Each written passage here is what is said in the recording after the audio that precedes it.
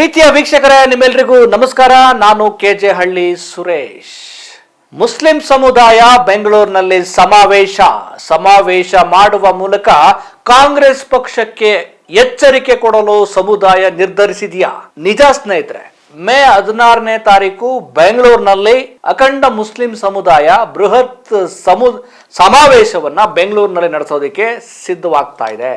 ಈ ಮೂಲಕ ಉಪಚುನಾವಣೆಯಲ್ಲಿ ಮುಸ್ಲಿಂ ಸಮುದಾಯದ ಲೀಡರ್ಗಳನ್ನು ನಡೆಸಿಕೊಂಡ ರೀತಿಯ ಬಗ್ಗೆ ಬಹಳ ಕೆಂಡಾಮಂಡಲ ಆಗಿರುವಂತಹ ಮುಸ್ಲಿಂ ಕಮ್ಯುನಿಟಿ ಈ ಸಮಾವೇಶದ ಮೂಲಕ ಕಾಂಗ್ರೆಸ್ ಪಕ್ಷಕ್ಕೆ ಒಂದು ಸರಿಯಾದ ಎಚ್ಚರಿಕೆಯನ್ನ ಕೊಡಲು ನಿರ್ಧರಿಸಿದೆ. ಈ ವಿಚಾರಕ್ಕೆ ಸಂಬಂಧಪಟ್ಟಂಗೆ ಏನು ಸಮಾವೇಶದ ಸಂಚಾಲಕರಾಗಿರುವಂತಹ ಸುಹೈಲ್ ಅಹಮದ್ ಅವರು ಪತ್ರಿಕಾಗೋಷ್ಠಿ ನಡೆಸಿ ಮಾಧ್ಯಮಗಳಿಗೆ ತಿಳಿಸಿದ್ದಾರೆ. ಅಂದ್ರೆ ಈ ಹಿಂದಿನ ವಿಧಾನಸಭಾ ಚುನಾವಣೆಯ ಪ್ರಣಾಳಿಕೆಯಲ್ಲಿ ಕಾಂಗ್ರೆಸ್ ಪಕ್ಷ ಮುಸ್ಲಿಂ ಸಮುದಾಯಕ್ಕೆ ಏನೆಲ್ಲ ಭರವಸೆಗಳನ್ನ ಕೊಟ್ಟಿತ್ತು, ನಾವು ಸಮುದಾಯಕ್ಕೆ ಯಾವ ರೀತಿಯ ಕೊಡುಗೆಯನ್ನ ಕೊಡ್ತೇವೆ, ಜೊತೆಗೆ ಬಿಜೆಪಿ ಸರ್ಕಾರದ ಅವಧಿಯಲ್ಲಿ ಹಿಜಾಬ್ ಒಂದು ವಿವಾದ ಆಗಿತ್ತು, ಹಿಜಾಬ್ ಅನ್ನ ಧರಿಸ್ಕೊಂಡು ಬರಬಾರ್ದು ಅನ್ನುವಂತ ಒಂದು ದೊಡ್ಡ ಕೋಮು ಆಧಾರಿತ ಘರ್ಷಣೆಯನ್ನ, ಒಂದು ದೊಡ್ಡ ವಿವಾದವನ್ನ ಬಿಜೆಪಿ ಮಾಡಿತ್ತು. ಇದರಿಂದ ಸಮಸ್ತ ಮುಸ್ಲಿಂ ಸಮುದಾಯಕ್ಕೆ ಬಹಳ ಆಘಾತ ಮತ್ತು ನೋವು ಕೊಟ್ಟಿತ್ತು. ಜೊತೆಗೆ ಏನು 2B ಮೀಸಲಾತಿ ರದ್ದತಿ ವಿಚಾರ, ಈ ಬಿಜೆಪಿ ಸರ್ಕಾರದಲ್ಲಿ ಆದಂತ ಈ ಎರಡು ಅಧ್ವಾನಗಳಿಗೆ ಸಂಬಂಧಪಟ್ಟ ಹಾಗೆ ವಿಧಾನಸಭಾ ಚುನಾವಣೆಯ ಹೊತ್ತಲ್ಲಿ ಕಾಂಗ್ರೆಸ್ ಪಕ್ಷ ನಾವು ಅಧಿಕಾರಕ್ಕೆ ಬಂದ್ರೆ ಮುಸ್ಲಿಂ ಸಮುದಾಯಕ್ಕೆ ಅವರು ಏನು ನಿರೀಕ್ಷೆ ಮಾಡ್ತಾರೆ ಆ ನಿರೀಕ್ಷೆಗೆ ತಕ್ಕ ಹಾಗೆ ಹಿಜಾಬ್ ವಿಚಾರ ಇರ್ಬೋದು, 2B ಮೀಸಲಾತಿ ಇರ್ಬೋದು, ಮತ್ತೆ ಸಮುದಾಯಕ್ಕೆ ಕೊಡುವಂತಹ ಕೊಡುಗೆ ಮತ್ತು ರಾಜಕೀಯ ಅಸ್ಮಿತೆ, ಈ ಎಲ್ಲ ವಿಚಾರಗಳ ಒಂದು ಭರವಸೆಯ ಪ್ರಣಾಳಿಕೆಯನ್ನ ಕೊಟ್ಟಿತ್ತು. ಇದನ್ನ ನಂಬಿದಂತಹ ಮುಸ್ಲಿಂ ಸಮುದಾಯ ಕಾಂಗ್ರೆಸ್ ಪಕ್ಷಕ್ಕೆ ಒಂದು 98% ಮತ ಹಕ್ಕನ್ನ ಕಾಂಗ್ರೆಸ್ ಪಕ್ಷದ ಪರವಾಗಿ ಅದರಿಂದ ಸಹಜವಾಗಿಯೇ ಕಾಂಗ್ರೆಸ್ ಪಕ್ಷ ಅಧಿಕಾರಕ್ಕೆ ಬಂತು. ಇನ್ನೊಂದು ವಿಶೇಷ ಅಂದ್ರೆ ಮೇ 20ನೇ ತಾರೀಕು ಕಾಂಗ್ರೆಸ್ ಪಕ್ಷ ರಾಜ್ಯದಲ್ಲಿ ಅಧಿಕಾರಕ್ಕೆ ಬಂದು 3 ವರ್ಷಗಳು ಕಳೀತಾ ಇದ್ದಾವೆ. ಇದೇ ತಿಂಗಳಲ್ಲಿ 16ನೇ ತಾರೀಕು ಬೆಂಗಳೂರಿನಲ್ಲಿ ಬೃಹತ್ ಪ್ರಮಾಣದ ಮುಸ್ಲಿಂ ಸಮಾವೇಶ ನಡೀತಾ ಇದೆ. 3 ವರ್ಷ ಕಳೆದಿದ್ರಿ, 3 ವರ್ಷ ನೀವು ಬಂದು ಅಧಿಕಾರಕ್ಕೆ ಬಂದು 3 ವರ್ಷ ಆಗಿದೆ.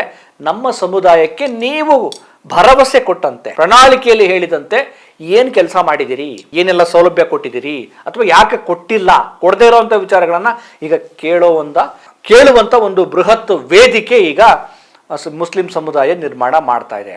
ನಂದು ಇಂಟ್ರೆಸ್ಟಿಂಗ್ ವಿಚಾರ ಏನು ಅಂದ್ರೆ, ಉಪಚುನಾವಣೆ ವಿಚಾರ ಬಹಳ ಸದ್ದು ಮಾಡ್ತಾ ಇದೆ. ಯಾವ ಪ್ರಮಾಣಕ್ಕೆ ಮುಸ್ಲಿಂ ಸಮುದಾಯದ ಲೀಡರ್ಗಳು ಮತ್ತು ಧಾರ್ಮಿಕ ಮುಖಂಡರು ತಮ್ಮ ಆಕ್ರೋಶವನ್ನ ಹೊರಹಾಕಿದ್ರು ಅಂದ್ರೆ, ಮುಸ್ಲಿಂ ಸಮುದಾಯದ ಧಾರ್ಮಿಕ ಮುಖಂಡರು, ಮೌಲ್ವಿಗಳು ಮತ್ತೆ ಉಲೇಮಾಗಳು ಪ್ರೆಸ್ ಮೀಟ್ ಮಾಡಿ ಕಾಂಗ್ರೆಸ್ ಪಕ್ಷದ ವಿರುದ್ಧ ತಮ್ಮ ಆಕ್ರೋಶವನ್ನು ಹೊರಹಾಕಿದ್ರು. ಒಂದೇ ಒಂದು ಉಪಚುನಾವಣೆಯ ಸ್ಥಾನಕ್ಕೋಸ್ಕರ ಇಡೀ ಮುಸ್ಲಿಂ ಸಮುದಾಯವನ್ನು ಎದುರು ಹಾಕೊಳ್ಳುವಂತಹ ಮತ್ತೆ ಮುಸ್ಲಿಂ ಸಮುದಾಯದ ಕೆಂಗಣ್ಣು ಬೀರುವಂತೆ ನೀವು ನಡ್ಕೊಂಡಿದ್ದು ಸರಿನಾ? ಸಮಸ್ತ ಮುಸ್ಲಿಮರು ಕಾಂಗ್ರೆಸ್ ಪಕ್ಷದ ಪರವಾಗಿ ನಿಂತಿದ್ದಾರೆ, ವೋಟ್ ಹಾಕಿದ್ದಾರೆ. ಯಾವುದೋ ಒಂದು ದಾವಣಗೆರೆ ಉಪಚುನಾವಣೆಗೋಸ್ಕರ ಈ ಪ್ರಮಾಣದಲ್ಲಿ ನೀವು ಸಮುದಾಯವನ್ನ ಟಾರ್ಗೆಟ್ ಮಾಡೋದು ಸರಿನಾ? ಜೊತೆಗೆ ಜಮೀರ್ ಅಹಮದ್ ಇರ್ಬೋದು, ಮತ್ತೆ ಮುಖ್ಯಮಂತ್ರಿಗಳ ರಾಜಕೀಯ ಕಾರ್ಯದರ್ಶಿ ಇರ್ಬೋದು, ನಸೀರ್ ಅಹಮದ್ ಇರ್ಬೋದು, ಆಮೇಲೆ ಜಬ್ಬಾರ್ ಇರ್ಬೋದು, ಇವ್ರನ್ನೆಲ್ಲ ಏನು ಅಧಿಕಾರದಿಂದ ಕೆಳಗಿಳಿಸುವ ಮತ್ತೆ ಅವರ ರಾಜಕೀಯ ಶಕ್ತಿಯನ್ನ ಕಡಿಮೆ ಮಾಡುವ ಪ್ರಯತ್ನಗಳಾಯ್ತಲ್ಲ, ಟಾರ್ಗೆಟ್ ಮಾಡಿ, ಅದರ ವಿರುದ್ಧ ಮುಸ್ಲಿಂ ಸಮುದಾಯ ರೊಚ್ಚಿಗೇಳ್ತು ಮತ್ತು ಧಾರ್ಮಿಕ ಮುಖಂಡರು ಕೂಡ ತಮ್ಮ ಅಸಮಾಧಾನವನ್ನು ಹೊರಹಾಕಿದ್ರು.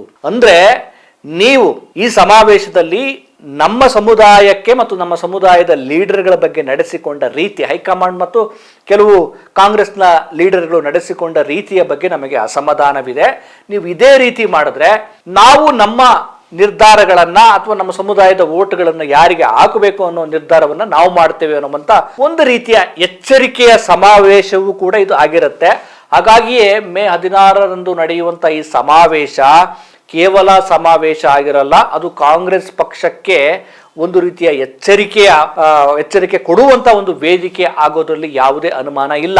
ಕಾಂಗ್ರೆಸ್ ಪಕ್ಷ 2023ರ ಪೂರ್ವ ಚುನಾವಣೆ ಸಂದರ್ಭದಲ್ಲಿ ಮುಸ್ಲಿಂ ಸಮುದಾಯಕ್ಕೆ ಪ್ರಣಾಳಿಕೆಯಲ್ಲಿ ತುಂಬಾ ಭರವಸೆ ವಾಗ್ದಾನಗಳನ್ನು ಕೊಟ್ಟಿತ್ತು.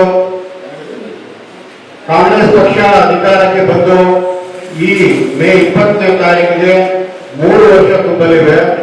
ಆದರೂ ಕಾರಣ ಸಮುದಾಯಕ್ಕೆ ನೀಡಿದಂತಹ ಪ್ರಮುಖ ಭರವಸೆ ವಾಗ್ದಾನಗಳಾದ 2B ರಿಸರ್ವೇಶನ್, ಹಿಜಾಬ್, ಗೋಹತ್ಯೆ ಮಸೂದೆ ಕಾಯ್ದೆ, ವಕ್ಫ್ ಸಂಬಂಧಪಟ್ಟಂತೆ, ಶಿಕ್ಷಣಕ್ಕೆ ಸಂಬಂಧಪಟ್ಟಂತೆ ಮುಂತಾದ ವಿಷಯಗಳನ್ನ ಇನ್ನೂ ಕೂಡ ಭರವಸೆಗಳನ್ನ ಕಾಂಗ್ರೆಸ್ ಪಕ್ಷ ಅಧಿಕಾರಕ್ಕೆ ಬಂದು 3 ವರ್ಷ ಆಗಿಲ್ಲ. ಇದೇ ಮೇ 20ಕ್ಕೆ ಕಾಂಗ್ರೆಸ್ ಪಕ್ಷ ಅಧಿಕಾರಕ್ಕೆ ಬಂದು 3 ವರ್ಷ ತುಂಬಲಿವೆ.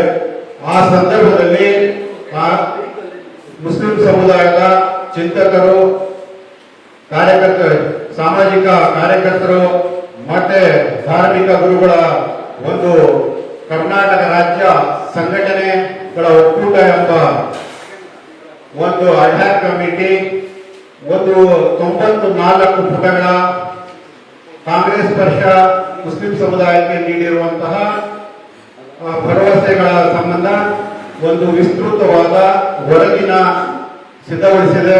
ಅದು 14ನೇ ತಾರೀಕಿನ ಸಮಾವೇಶದಲ್ಲಿ ಬಿಡುಗಡೆ ಆಗುತ್ತೆ. 3 ವರ್ಷ ಆದಾಗೂ ಕೂಡ ಕಾಂಗ್ರೆಸ್ ಪಕ್ಷ ಇದರ ಬಗ್ಗೆ ಇನ್ನೂ ಯಾವುದೇ ಕ್ರಮ ಕೈಗೊಳ್ಳದೆ. ಸುಹೇಲ್ ಅಹಮದ್ ಅವರು ಇದು ಕೇವಲ ಇದರಲ್ಲಿ ಯಾವುದೇ ರಾಜಕೀಯ ನಾಯಕರನ್ನ ನಾವು ಸೇರಿಸ್ಕೊಳ್ಳಲ್ಲ, ಆದ್ರೆ ಸಮುದಾಯ ಒಗ್ಗೂಡಿ ನಮ್ಮ ಸಮುದಾಯಕ್ಕೆ ಕಾಂಗ್ರೆಸ್ ಪಕ್ಷ ಏನ್ ಕೊಡ್ತು ಅಂತ ಕೇಳ್ತೇವೆ ಈ ಮೂಲಕ. ಜೊತೆಗೆ ಹಕ್ಕೊತ್ತಾಯ ಕೂಡ ಅಂತ ಹೇಳಿದ್ದಾರೆ. ಇದು ಹಕ್ಕೊತ್ತಾಯವೂ ಹೌದು.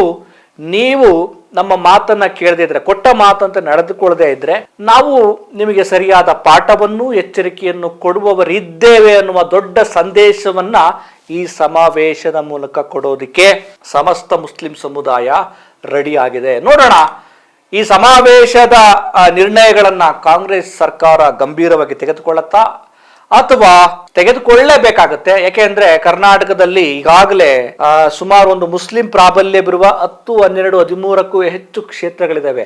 ಅಲ್ಲಿ ಏನಾದರೂ ಮುಸ್ಲಿಂ ಸಮುದಾಯ ಅಸಮಾಧಾನ ಹೊಂದಿದ್ರೆ ಅಥವಾ ಬೇರೆ ಪರ್ಯಾಯ SDPI ಸಮುದಾಯ ಅಲ್ಲಿ ಪ್ರಾಬಲ್ಯ ಹೊಂದಿದ್ರೆ ಕಾಂಗ್ರೆಸ್ ಪಕ್ಷಕ್ಕೆ ದೊಡ್ಡ ಹೊಡೆತ ಗ್ಯಾರಂಟಿ. ಹಾಗಾಗಿ ಈ ಮುಸ್ಲಿಂ ಸಮುದಾಯದ ಸಮಾವೇಶ ಕಾಂಗ್ರೆಸ್ ಪಕ್ಷಕ್ಕೆ ಬಹಳ ಮಹತ್ವ ಮತ್ತು ಕಮ್ಯುನಿಟಿಗೂ ಕೂಡ ಬಹಳ ಮಹತ್ವವಾಗಿ ಪರಿಣಮಿಸಲಿದೆ. ಮತ್ತೊಂದು ವಿಚಾರದೊಂದಿಗೆ ನಿಮ್ಮನ್ನು ಭೇಟಿ ಮಾಡ್ತೇನೆ.